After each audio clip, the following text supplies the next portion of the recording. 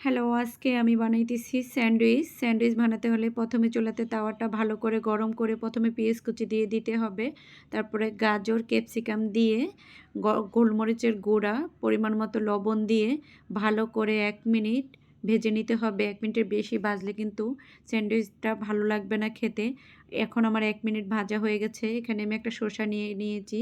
শসাটা আমি greater machine দিয়ে ভালো করে গ্রেট করে জুসটা আলাদা করে নিয়েছি। এখানে আমি আগে সিদ্ধ করা মুরগিটা নিয়ে নিয়েছি। মুরগির সাথে শসা এবং মর শসা রান্না করা সবজিটা একসাথে মিশিয়ে এখন আমি মেয়োনিজটা মিশিয়ে নিয়েছি। মেয়োনিজটা আমার বাজার থেকে কেনা। আপনারা কেউ চাইলে মেয়োনিজটা আপনারা বাসায় তৈরি করে নিতে পারেন। আমি বাজার থেকে কিনে নিয়েছি। এখানেও আমি হালকা পরিমাণ মতো লবণ আর সামান্য গোলমরিচের গুঁড়া মিশিয়ে নিয়েছি। এখানে আমি পাউরুটি নিয়ে নিয়েছি।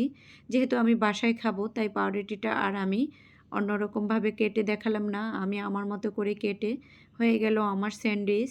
যারা এভাবে স্যান্ডউইচ বাসায় বানিয়ে খেতে চান খেতে পারেন।